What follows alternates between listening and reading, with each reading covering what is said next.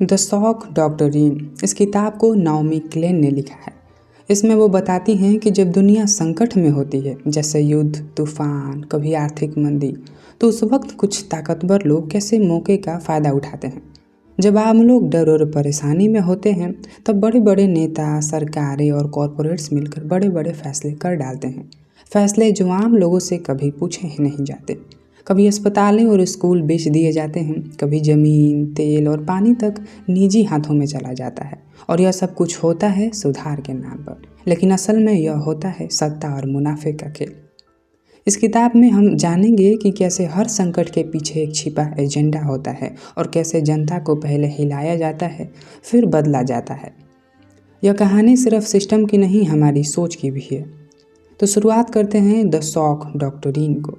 Shock यानी होता है झटका और डॉक्टरीन यानी सिद्धांत। सिंपल शब्दों में इसका मतलब ये है कि पहले जनता को कमज़ोर करो, डराओ, अस्थिर करो और फिर जब वो सदमे में हो तब अपने एजेंडे को लागू कर दो। ये बुक 7 पार्ट में डिवाइडेड है। तो पहला पार्ट जिसका नाम है टू डॉक्टर शॉक्स। इंसानी समाज को बदलने की कोशिश हमेशा रही है, लेकिन अगर यह कहे कि एक डॉक्टर लोगों के दिमाग से उनकी यादें मिटाकर उन्हें रीसेट करना चाहता था और दूसरा डॉक्टर देश की पूरी अर्थव्यवस्था को ऐसे झटके देना चाहता था कि जनता की सोच, उनकी प्राथमिकताएं और उनका पूरा समाज नया रूप ले ले, तो यह सिर्फ कल्पना नहीं है, यह हकीकत है। द शॉक डॉक्ट्रिन के पहले भाग का यह हिस्सा हमें बताता है कि कैसे मानव मन और समाज दोनों को झटका देकर मनचाहा आकार दिया जा सकता है, और इस प्रक्रिया की शुरुआत विज्ञान और अर्थशास्त्र के नाम पर हुई। कहानी शुरू होती है 1950 के दशक से कनाडा के मॉन्ट्रियल शहर के एक प्रसिद्ध अस्पताल से, एलन मेमोरियल इंस्टीट्यूट, जहां डॉक्टर एवन कैमेरॉन ने मानसिक बीमारियों के इलाज के नाम पे CIA के समर्थन से ऐसे प्रयोग किए जो आज भी रूह कँपा देते हैं।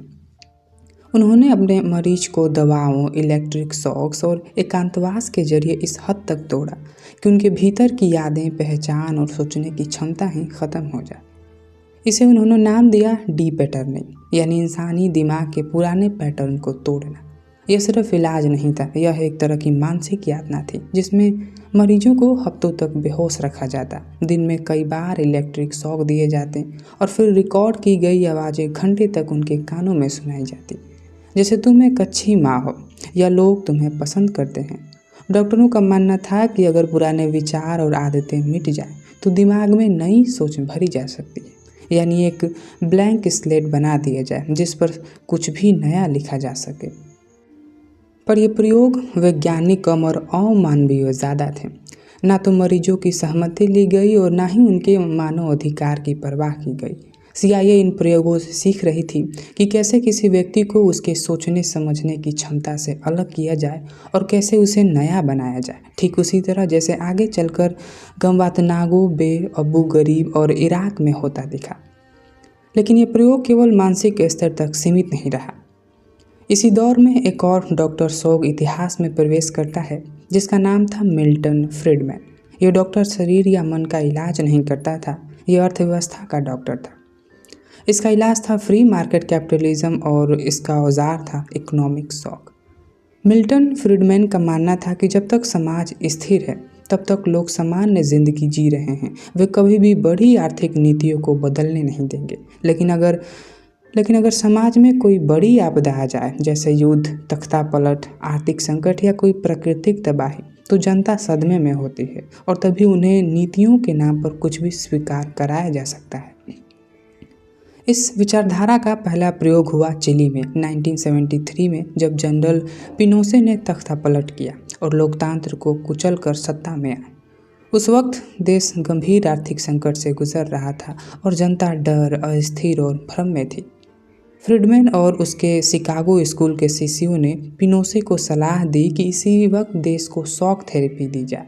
टैक्स घटाओ, सरकारी सेवाएं बेचो, नियम कानून ख़त्म करो और हर चीज़ को निजी हाथों में सौंप दो। और यही हुआ। देश की शिक्षा, स्वास्थ्य, ऊर्जा और परिवहन सब कुछ निजीकरण के भेंट चढ़ गए। लेकिन ये आर्थिक सुधार अकेले नहीं आए, इसके साथ आई तानाशाही, सेंसरशिप और हिंसक दमन। जो विरोध करता उसे जेल, यातना या मौत मिलती।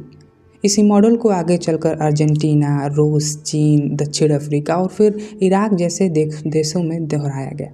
हर जगह पहले संकट पैदा किया गया, फिर उसे बुनाया गया, फिर जनता को शौक में डालकर उन्हें नई नीतियों के लिए तैयार किया गया। डॉक्टर एविन कैमेरॉन ने इंसानी दिमाग को शौक दिया और मिल्टन फ्रीडमैन ने पूरे देश को। इन दोनों लोगों की कहानियों से हमें ये सीखने को मिलता है कि ये दोनों डॉक्टर शौक एक ही विचारधारा को आगे बढ़ाते हैं कि इंसान या समाज को पूरी तरह तोड़ो, फिर अपने अनुसार नया बनाओ। फ़र्क बस इतना है कि एक प्रयोगशाला में होता है और दूसरा सत्ता की गलियों में। और शौक कोई साइड इफ़ेक्ट नहीं, यह खुद एक रणनीति है। जब व्यक्ति या समाज सदमे में होता है तब वो सबसे कमज़ोर होता है, और यही वो क्षण होता है जब शक्तिशाली ताकतें उसे अपने मुताबिक ढालने की कोशिश करती हैं। और जब मन और समाज को तोड़ने की तकनीक विकसित हो चुकी थी तो अगला सवाल था इन्हें कब और कहाँ आजमाया जाए। और यही सवाल हमें ले चलता है पार्ट 2 की ओर, जहाँ इतिहास में पहली बार इस शौक डॉक्ट्रिन को पूरे देश पर लागू किया गया। तो अब आगे पार्ट 2 है, जिसका नाम है द फर्स्ट टेस्ट, बर्थ पैंग। किसी भी विचारधारा की असली परीक्षा तब होती है जब उसे सिर्फ किताबों या क्लासरूम से निकालकर ज़मीन पर उतारा जाता है। शौक डॉक्ट्रिन, जिसे अब तक सिर्फ एक रणनीति के तौर पर विकसित किया गया था, अब पहली बार हकीकत में आजमाया जाने वाला था, और वह भी पूरे एक देश पर।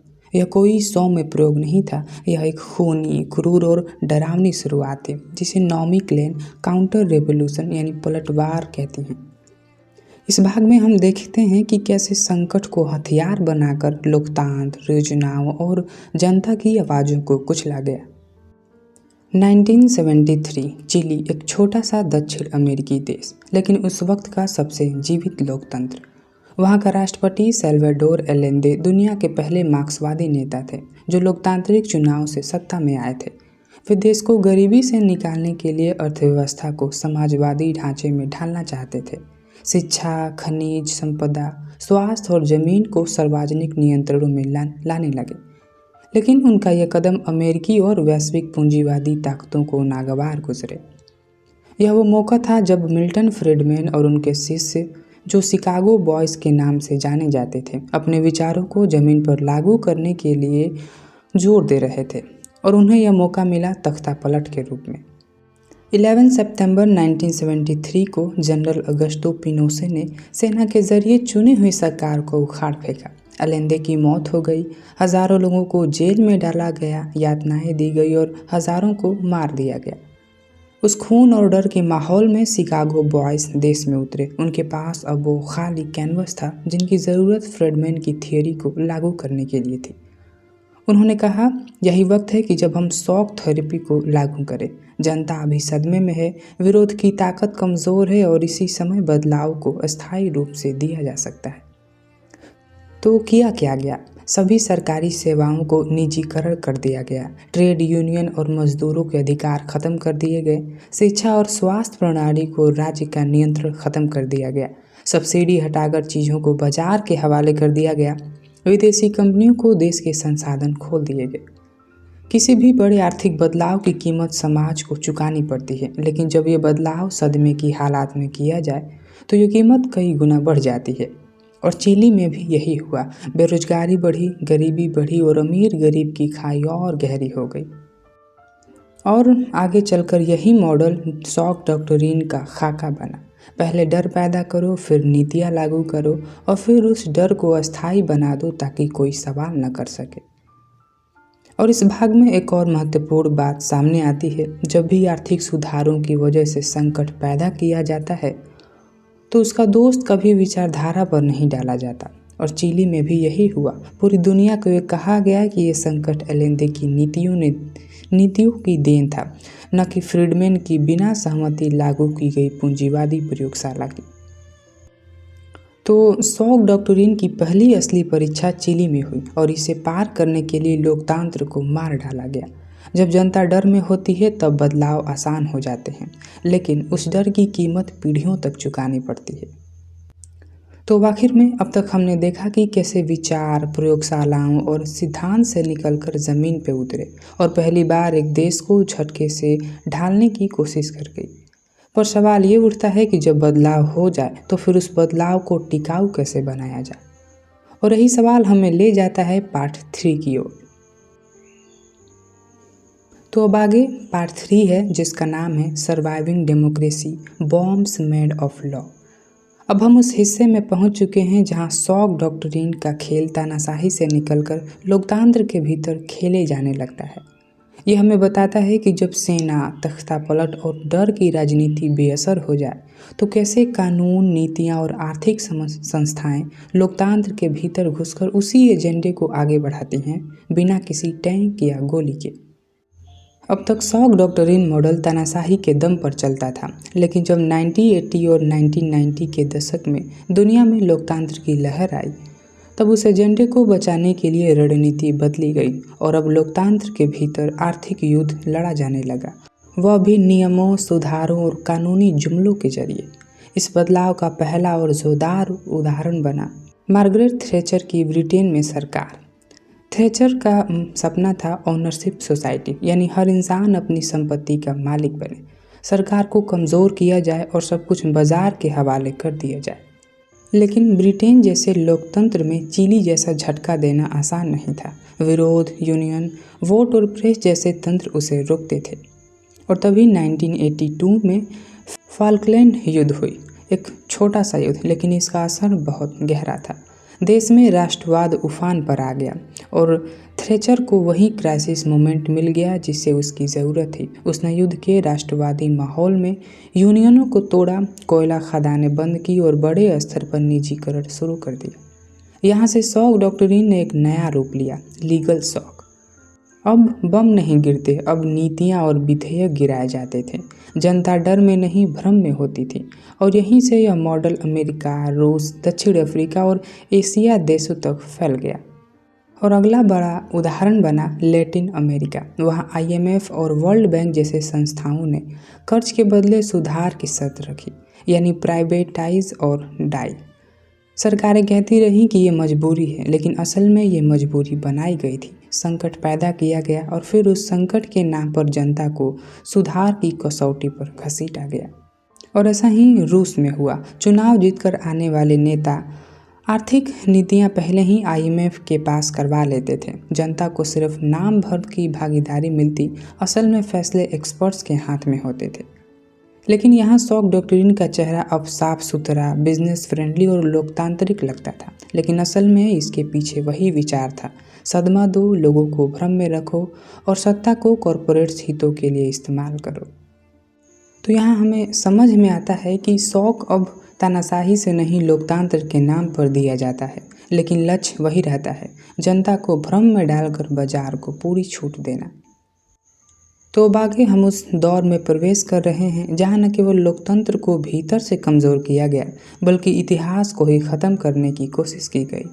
और यही रास्ता खुलता है अगले पार्ट की ओर, पार्ट 4। तो आगे रास्ते में हम पहुंचते हैं शॉक डॉक्ट्रिन के सबसे भावनात्मक, सबसे जटिल और सबसे धोखेबाज अध्याय पर, जहां लोकतंत्र जन्म तो लेता है लेकिन जंजीरों में बंधा हुआ। यह वह दौर है जब लोगों को उम्मीद होती है कि अब बदलाव आएगा, अब हम अपने देश के मालिक बनेंगे, लेकिन तभी पीछे से नीतियाँ और करारों की ऐसी लहर आती है जो आज़ादी को सिर्फ एक भ्रम बना देती है। तो पार्ट 4, जिसका नाम है lost in transitions, while we wept, while we trembled, while we danced. 1989 एक ऐसा साल जब दुनिया में परिवर्तनों की लहर दौड़ रही थी। बर्लिन वॉल गिर रही थी, नेल्सन मंडेला रिहा हो चुके थे, रूस में लोकतंत्र की हवा बहने लगी थी और चीन के युवा लोकतंत्र की मांग के लिए सड़कों पर उतर आए थे। हर तरफ उम्मीदें थीं, लेकिन इन्हीं उम्मीदों के बीच में ऐसी ताकतें थीं जो इन क्षणों को शॉक डॉक्ट्रिन के नए अध्याय के रूप में देख रही थी। एक ऐसे मौके के रूप में जहां जनता का ध्यान भावनाओं में उलझा रहे और चुपचाप नीति बनाई जा सके। पोलैंड में लोकतंत्र की जीत हुई, लेकिन अगले दिन शॉक थेरेपी का ऐलान कर दिया गया। जिसने वोट दिया था सॉलिडेरिटी को, उसे न निजीकरण चाहिए था, न सब्सिडी का अंत, लेकिन IMF और फ्री मार्केट अर्थशास्त्रियों के आपातकालीन की आड़ में वह सब लागू कर दिया गया जो जनता कभी मांगी ही नहीं। और चीन में तियानमेन स्क्वायर पर लोकतंत्र की मांग करने वाले लोगों को टैंकों से कुचल दिया गया और फिर उसी सदमे की आड़ में चीन को दुनिया की सबसे बड़ी स्वीट शॉप इकोनॉमी बना दिया गया, जहां मजदूर डर में रहते थे और विदेशी कंपनियां बिना किसी जवाबदेही के अरबों कमाती हैं। दक्षिण अफ्रीका में मंडेला जैसे नायक सत्ता में तो आए, लेकिन जिस एएनसी ने जनता से बदलाव का वादा किया था उसी ने गुप्त रूप से वाशिंगटन कंसेंसस जैसी नीतियां अपना ली। बिजली, पानी, जमीन सब कुछ बाजार को सौंप दिया गया ताकि विदेशी निवेशकों को भरोसा दिलाया जा सके कि यह लोकतंत्र तुम्हारे मुनाफे के रास्ते में नहीं आएगा। और रूस में बोरिस येल्टसिन ने तख्ता पलट का विरोध कर जनता का हीरो बनाने का नाटक किया, लेकिन उसी जनता के वोटों के मिली सत्ता को आईएमएफ की सलाह पर पिनोचेट ऑप्शन में बदल दिया गया। निजीकरण का ऐसा तूफान चला कि देश के संसाधनों को कुछ गिने चुने अरबपतियों के हाथों बेच दिया गया। और एशिया में जब 1997 की आर्थिक मंदी आई तो उसे आईएमएफ ने एक अवसर के रूप में देखा। लेट इट बर्न, यानी उनका दृष्टिकोण था सब कुछ जलने दो ताकि नई संरचना बनाई जा सके, और यही हुआ। कई एशिया देशों में आर्थिक संप्रभुता खत्म हो गई। इन सारी कहानियों में एक पैटर्न था। जब हम भावनाओं में डूबे होते हैं तब नीति निर्माता हमें आर्थिक जंजीरों में बांध चुके होते हैं और हम उसे समझ भी नहीं पाते, क्योंकि हम या तो जश्न मना रहे होते हैं या आंसू बहा रहे होते हैं। तो इससे हमें ये सीख मिलती है कि सिस्टम बदलता तो है लेकिन नियंत्रण वही रहता है। जब लोग लोकतंत्र के नाम पर जश्न मना रहे होते हैं तब बाजार अपने करार लिख रहा होता है। यह वो समय होता है जब इतिहास नहीं बदलता बल्कि उसकी भाषा बदल जाती है। अब शॉक डॉक्ट्रिन की रणनीति और अधिक परिपक्व हो चुकी है। अब इसे किसी तानाशाह या छिपे समझौते की ज़रूरत नहीं। अब यह खुलेआम आपदा को अवसर में बदलने का कारोबार बन चुकी है। इसी चीज़ को हम समझते हैं पार्ट 5 में। तो अब आगे पार्ट 5 है जिसका नाम है shocking time, the rise of the digesters capitalism complex. इसमें जहां हर तबाही, हर आतंक, हर त्रासदी एक मार्केटिंग प्लान में बदल जाती है। और अब हम उस मोड़ पर आ चुके हैं जहां शॉक डॉक्ट्रिन सिर्फ एक रणनीति नहीं बल्कि एक पूरे कॉरपोरेट सिस्टम में बदल चुका है, जिसे नाओमी क्लेन नाम देती हैं डाइजेस्टर कैपिटलिज्म कॉम्प्लेक्स। यह वो दौर है जब हर तबाही, चाहे वो आतंकवादी हमला हो, युद्ध हो, तूफान हो या भूकंप, एक नए बिजनेस मॉडल में बदल जाता है। 11 सितंबर 2001 को अमेरिका पे हमले के बाद दुनिया में सिर्फ राजनीति नहीं बदला, एक नया आर्थिक मॉडल खड़ा हो गया। ऐसा मॉडल जिसमें संकट और सुरक्षा, डर और मुनाफा एक ही सिक्के के दो पहलू बन गए। नाओमी क्लेन बताती हैं 9/11 के बाद अमेरिका ने होमलैंड सिक्योरिटी नाम से एक नया बाजार खड़ा किया, जिसमें सरकार ने सुरक्षा, जासूसी, युद्ध, राहत कार्य सब कुछ निजी कंपनियों को सौंपना शुरू किया। अब सरकार खुद निर्णय नहीं लेती थी, वह बस कॉरपोरेट वेंचर कैपिटलिस्ट की तरह पैसे लगाती थी। अब ठेके, फैसले और मुनाफा कंपनियों के पास चला जाता। एक ही झटके में सैकड़ों कंपनियां बढ़ी, हजारों डॉलर के ठेके बटे, और यह सब हुआ राष्ट्रीय सुरक्षा के नाम पर। जिन लोगों ने आतंकवाद के खिलाफ नीति बनाई वही लोग कुछ ही समय बाद उन नीतियों से जुड़ी कंपनियों में पार्टनर्स या कंसल्टेंट बन गए। यह एक नई किस्म की पब्लिक प्राइवेट फ्यूजन थी जिसमें अब सरकार और कॉरपोरेट्स के बीच की रेखा मिट चुकी थी। यह प्रणाली इतनी गहरी और व्यवस्थित थी कि इसे Naomi Klein disaster capitalism complex कहते हैं। एक ऐसा नेटवर्क जो हर त्रासदी से मुनाफा कमाने की योजना बनाता है, चाहे इराक का युद्ध हो, अफगानिस्तान का पुनर्निर्माण, कैटरीना तूफान, इंडोनेशिया की सुनामी या लेबनान में बमबारी। हर आपदा एक मार्केटिंग अवसर बन गई। तो अब सवाल यह नहीं रहा कि संकट के बाद मदद कैसे पहुंचेगी, सवाल यह बन गया है कि कौन सी कंपनी उस मदद को बेचेगी। बस प्रशासन ने आपदा राहत, युद्ध तैयारी, दवा निर्माण, स्कूल निर्माण, जेलों का संचालन सब कुछ कॉन्ट्रैक्ट काउंटर कर दिया। नतीजा ये हुआ कि जब कैटरीना तूफान आया तो खुद FEMA को राहत ठेके बांटने के लिए भी एक ठेकेदार हायर करना पड़ा। यहाँ तक कि आतंकवाद की आशंका भी अब एक बाजार बन गई थी। छोटे से छोटे खतरे को 100% सच मानकर अरबों डॉलर के डिक्टेशन सिस्टम, कैमरे, डेटा माइनिंग सॉफ्टवेयर और बॉर्डर फेंसिंग सिस्टम बेचे गए। और यह सब केवल अमेरिका तक सीमित नहीं था। इजराइल ने गाजा और वेस्ट बैंक में युद्ध और आतंक के माहौल को सुरक्षा टेक्नोलॉजी के निर्यात में बदल दिया। कनाडा की लकड़ी कंपनियां तूफानों के बाद हाउसिंग कॉन्ट्रैक्ट्स में उतर गई। हर देश की त्रासदी किसी और देश की कंपनी का बिजनेस बन चुका था। अब सरकारें सिर्फ दिखावे के लिए थीं, असली सत्ता उन कंपनियों के पास थी जो तबाही के बाद की दुनिया को बनाती नहीं, बेचती थीं। तो इन सब से हमें ये सीखने को मिलता है कि अब तबाही खुद एक उद्योग है। हर युद्ध, हर तूफान, हर दहशत अब मुनाफे की योजना है। और जब दर्द व्यापार बन जाए तो इंसानियत का इलाज बाजार से नहीं, चेतना से होगा। अब यह कॉरपोरेट तंत्र इतना ताकतवर हो चुका था कि अब बस त्रासदी का जवाब नहीं देता, अब वह खुद नहीं तबाही के अवसर तलाशने लगता था, विशेष रूप से उन जगहों पर जहां तेल, रणनीतिक नियंत्रण या पुनर्निर्माण की गुंजाइश थी। तो अब हम आगे बढ़ते हैं पार्ट 6 पे। अब हम पहुंच चुके हैं उस चरण पर जहां शॉक डॉक्ट्रिन को पूरी ताकत, पूरी नीयत और सबसे भयावह प्रयोगशाला मिली, वो है इराक में।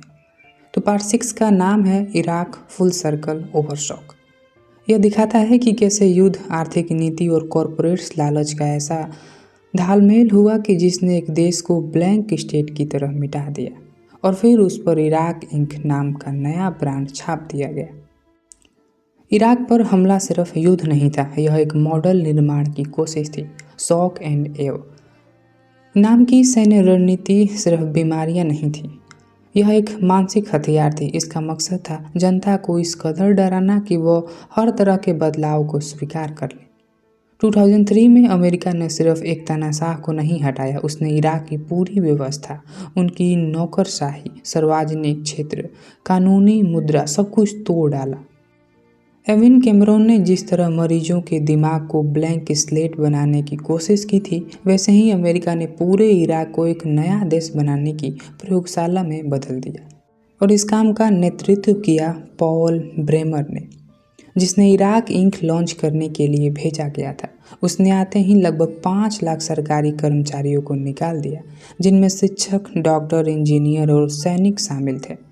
उसने कहा सरकारी क्षेत्र बोझ है, इसे ख़त्म करो। और इसके बाद इराक की सभी सरकारी कंपनियां निजी हाथों में देने की योजना बनी। विदेशी कंपनियों को 100% स्वामित्व की अनुमति दी गई। टैक्स को घटाकर सिर्फ 15% किया गया। कॉन्ट्रैक्ट 40 साल तक के लिए पक्के किए गए। भविष्य की सरकारों को इन नियमों से बंधा रखने की योजना बनाई गई। इन सब निर्णयों का मकसद था अमेरिका मॉडल का एक बिल्कुल नया क्लोन बनाना, लेकिन बिना इराकियों की भागीदारी के। जब स्थानीय लोगों ने चुनाव की मांग की तो उन्हें नज़रअंदाज कर दिया गया। Yes yes selection, no no selections, यह नारा सड़कों पर गूंजा, लेकिन सत्ता का निर्णय वॉशिंगटन में हो चुका था। आखिरकार ब्रेमर ने खुद इराक की आर्थिक दिशा तय की। संसद नहीं थी, लोकसभा नहीं थी, सिर्फ ऑर्डर पास किए जा रहे थे। और इन निर्णयों का परिणाम क्या हुआ? सार्वजनिक सेवाओं का पतन, विदेशी कंपनियों का कब्जा, लाखों लोगों की बेरोजगारी और धीरे धीरे सशस्त्र प्रतिरोध की शुरुआत। इराक की त्रासदी सिर्फ बमों से नहीं आई, वह आई 9 उदारवादी नीतियों की जिद से, जो लोकतंत्र की स्थगित करके मानवाधिकारों को कुचल कर थोप दी गई। नाओमी क्लेन इसे कहती हैं आइडियोलॉजिकल ब्लोबैक, जब एक विचारधारा इतनी अंधी हो जाती है कि वह अपने ही विरोध का जन्म देती है। ब्रेमर के निर्णयों ने आईसिस जैसी ताकतों के लिए ज़मीन तैयार कर दी। नीतियों से पैदा हुआ गुस्सा बाद में एक भयानक हथियार बन गया। तो इससे हमें ये सीख मिलती है कि इराक एक प्रयोगशाला था, जहां लोकतंत्र का वादा करके कुचल दिया गया, बमबारी से डराया गया, निजीकरण से लूटा गया और लोकतंत्र की जगह कॉरपोरेट हितों की सरकार बन गई। यह शॉक डॉक्ट्रिन का सबसे खतरनाक और नंगा रूप था, पूरी दुनिया के सामने और फिर भी अनदेखा। तो अब शॉक डॉक्ट्रिन पूरी तरह वैश्विक हो चुकी है। अब वो किसी एक देश की रणनीति नहीं रही, अब पूरे विश्व की नई व्यवस्था बनती जा रही है। तो अब हम आगे बढ़ते हैं पार्ट 7 पे, जिसका नाम है the movable green zone, buffer zones and blast wall. जहां हम देखेंगे कि ये मॉडल अब सिर्फ युद्ध क्षेत्रों तक सीमित नहीं, अब यह हमारे शहरों, हमारी नीतियों और हमारे जीवन के हर हिस्से में प्रवेश कर चुका है। हम पहुंच चुके हैं उस अंतिम हिस्से पर जहां शॉक डॉक्ट्रिन कोई छिपी हुई नीति नहीं रह जाती, बल्कि एक दुनिया भर में फैली सामाजिक व्यवस्था बन जाती है।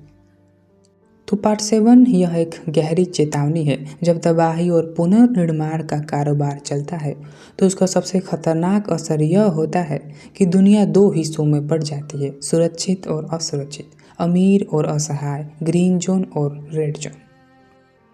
इराक में ग्रीन जोन एक प्रतीक बन चुका था, ऊंची दीवारों से घिरी एक सुरक्षित जगह जहां अमेरिका का दूतावास, अफसर और ठेकेदार रहते थे। उसके बाहर था रेड जोन जहां असली इराकी रहते थे, धमाकों, बेरोजगारी, अपमान और हिंसा के बीच में। नॉमी क्लेन बताते हैं कि इराक का यह मॉडल अब दुनिया भर में कॉपी हो रहा है। अब सिर्फ युद्ध के मैदानों में नहीं, हर आपदा के बाद, चाहे वो सुनामी हो, तूफान हो या आर्थिक संकट, शहरों को दो भागों में बांट दिया जाता है, ग्रीन जोन और रेड जोन। ग्रीन जोन जहां बड़ी कंपनियां, सुरक्षित कॉलोनियां, चार्टर स्कूल, निजी अस्पताल और निजी सुरक्षा बल होते हैं, और रेड जोन जहां आम जनता रहती हैं, सार्वजनिक स्कूल, अस्पताल और सुरक्षा और बेरोजगारी के बीच। उदाहरण के रूप में 2004 की एशियन सुनामी के बाद कई समुद्री गांवों को उजाड़कर वहां होटल और रिसोर्ट बना दिए गए क्योंकि लहरों ने सब साफ कर दिया था। और वैसे ही ह्यूस्टन और न्यू ऑरलिन्स में तूफानों के बाद राहत से ज़्यादा निजी निवेशकों और ठेकेदारों को मौका मिला। स्कूलों को चार्टर में बदल दिया गया, हजारों सार्वजनिक कर्मचारी निकाल दिए गए और गरीबों की बस्तियां साफ कर दी गईं। इन सारी घटनाओं का मकसद पुनर्निर्माण नहीं था, बल्कि नव उदारवादी पुनर्गठन था। और अब हर जगह एक चलती फिरती ग्रीन जोन बन रही है जहां अमीर लोग, मल्टीनेशनल कंपनियां और वैश्विक एलीट सुरक्षा रहते हैं और अपना पानी, बिजली, सुरक्षा, शिक्षा और सब प्राइवेट संसाधनों से खरीदते हैं। उनके चारों ओर सुरक्षा घेरा होता है और बाहर बाकी दुनिया में असुरक्षा, असमानता और उपेक्षा है।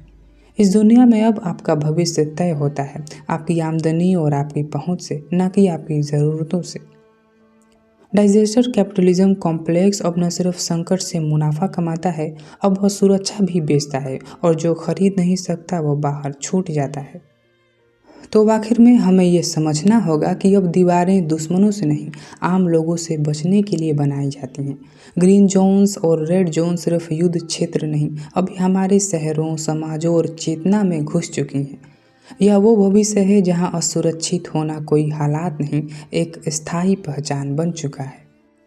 अब शॉक डॉक्ट्रिन अपने सबसे व्यापक और डरावने रूप में हमारे सामने है, लेकिन सवाल उठता है, क्या यही अंत है? क्या रास्ता सिर्फ यही बचा है? तो जवाब है नहीं, क्योंकि किताब का अंतिम भाग एक और संभावना दिखाता है, लोगों के पुनर्निर्माण का युग। इस किताब का आखिरी हिस्सा है और समाधान भी, जिसका नाम है conclusion, shock waves of the rise of people reconstructions, जहां हम देखेंगे कि कैसे आम लोग खड़े हो रहे हैं और उस तंत्र को चुनौती दे रहे हैं जिसने उन्हें लूटा, तोड़ा और बांटा है। अब हम पहुंच चुके हैं द शॉक डॉक्ट्रिन की अंतिम कड़ी पर, वह निष्कर्ष जो न केवल एक चेतावनी है बल्कि एक उम्मीद की लौ भी है। इसमें हम देखेंगे कि किस तरह सदमे का असर ख़त्म होता है और लोग खुद उठ खड़े होते हैं, टूटे समाज को जोड़ने के लिए, बर्बाद हुई व्यवस्था को फिर से अपने हाथों से गढ़ने के लिए। नॉमी क्लेन बताती हैं कि शॉक डॉक्ट्रिन की असली ताकत चौंकाने में है, डर, भ्रम, असहायता और वो छोड़ जहां जनता निर्णय लेने की शक्ति खो देती है। लेकिन जैसे जैसे दुनिया इन सदमों से बार बार गुजरती है, कुछ बदलने लगता है। लोग इस रणनीति को पहचानने लगते हैं, नोट्स पास करने लगते हैं, जैसे कैदी एक दूसरे को यातना की रणनीतियाँ बनाते हैं। अब दुनिया भर में ऐसे आंदोलन उभर रहे हैं जो न सिर्फ निजीकरण और नव उदारवाद का विरोध करते हैं, बल्कि अपने हाथों से पुनर्निर्माण कर रहे हैं। चीन में 2005 में 4 मिलियन मजदूरों ने प्रदर्शन किया। न्यू ऑरलियंस में तूफान के बाद अपने घरों में वापस घुसकर उन्हें खुद साफ किया। लेबनान में लोगों ने सरकार की बजाय खुद राहत का नेटवर्क खड़ा कर दिया। इन आंदोलनों की खास बात यह है कि ये किसी नेता पर निर्भर नहीं है, ये स्थानीय संसाधनों और समुदाय की शक्ति से चलते हैं। ये क्लीन स्टेट की मांग नहीं करते, बल्कि जो बचा है उसी से नया बनाते हैं। ये मानते हैं कि इतिहास को मिटाना नहीं, समझना और उसे सीखना ज़रूरी है। नाओमी क्लेन इसे कहती हैं पीपल रिकंस्ट्रक्शन, एक ऐसी प्रक्रिया जो केवल इमारतें नहीं बनाती, विश्व और गरिमा भी वापस लाती है। तो अब इस बुक का फाइनल मैसेज है, झटका हमेशा असरदार नहीं होता। जब लोग समझ जाते हैं कि उनके साथ क्या हुआ है, जब वे कहानियाँ बांटते हैं, जब वे खुद खड़े हो जाते हैं, तब शॉक डॉक्ट्रिन की शक्ति टूटने लगती है। यह लड़ाई विकास का नहीं, चेतना की है, और अब दुनिया जाग रही है। और यही है नाओमी क्लेन की द शॉक डॉक्ट्रिन, एक क्लिनिकल उस अदृश्य युद्ध की जो टैंक या बम से नहीं, बल्कि आर्थिक नीतियों और आपदाओं की आड़ में लड़ा गया। लेकिन अंत में यह किताब हमें केवल डर नहीं दिखाती, हमें यह भी बताती है कि लोग हार नहीं मानते। जब सत्ता दीवारें बनाती हैं तो जनता पुल बनाते हैं। तो आज के लिए बस इतना ही था। सवाल करना कभी मत छोड़िए। इन पॉलिटिशियंस, कॉरपोरेट्स और पॉलिटिकल एजेंडे को समझिए, क्योंकि कई बार जो दिखता नहीं वो ज़्यादा चोट पहुंचा सकता है। धन्यवाद। मेरा नाम है आकाश कुमार।